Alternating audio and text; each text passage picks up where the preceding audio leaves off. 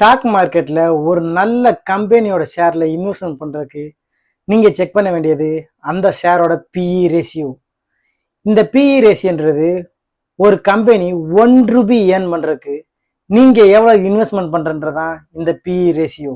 இந்த பிஇ ரேஷியோவை ஒரு எக்ஸாம்பிளோட உங்களுக்கு நான் எக்ஸ்பிளைன் பண்ணுறேன். அதுக்கு முன்னாடி ஸ்டாக் மார்க்கெட் பற்றி நீங்கள் தெரிஞ்சுக்க நம்ம சேனலை சப்ஸ்கிரைப் பண்ணி ஃபாலோ பண்ணிக்கோங்க. சரி, இப்போ ஒரு ஷேரோட பிஇ ரேஷியோ 15 ரூபான்னு இருந்ததுன்னா அந்த கம்பெனி ₹1 ஏர்ன் பண்ணுறதுக்கு 15 ரூபா நீங்கள் இன்வெஸ்ட்மெண்ட் பண்ணணும். இதே இன்னொரு கம்பெனி ஷேரோட பிஇ ரேஷியோ 50 ரூபான்னு இருந்ததுன்னா அந்த கம்பெனி ₹1 ஏர்ன் பண்ணுறதுக்கு நீங்கள் 50 ரூபா இன்வெஸ்ட்மெண்ட் பண்ணணும். இப்போ நீங்கள் சொல்லுங்கள், 15 ரூபா இன்வெஸ்ட்மெண்ட் பண்ணி ₹1 ஏர்ன் பண்ணுற கம்பெனியில் நீங்கள் இன்வெஸ்ட் பண்ணுவீங்களா? 50 ரூபா இன்வெஸ்ட்மெண்ட் பண்ணி ₹1 ஏர்ன் பண்ணுற கம்பெனியில் நீங்கள் இன்வெஸ்ட்மெண்ட் பண்ணுவீங்களா? இதுக்கு தான் ஒரு கம்பெனியோட ஷேர்ஸில் இன்வெஸ்ட்மெண்ட் பண்ணுறதுக்கு முன்னாடி அதனோட பிஇ ரேஷியோ கம்மியாக இருக்கிற ஷேர்ஸில் பார்த்து இன்வெஸ்ட் பண்ணணும்னு சொல்லுவாங்க. மோஸ்ட்லி இந்த பிஇ ரேஷியோ 10 to 25 இருந்தாக்க அந்த கம்பெனியோட ஷேர்ஸில் இன்வெஸ்ட்மெண்ட் பண்ணுறதுக்கு ஓகேவான ஷேர்ஸ் தான் அது.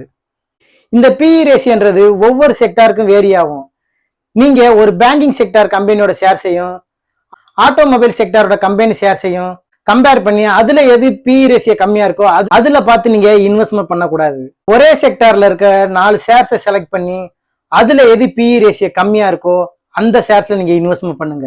இந்த பிஇ ரேஷியோ வச்சு தான் ஒரு கம்பெனியோட ஷேர்ஸ் லோ வேல்யூல ட்ரேட் ஆயிட்டு இருக்கு, ஹையர் வேல்யூல ட்ரேட் ஆயிட்டு இருக்குன்னு சொல்லுவாங்க.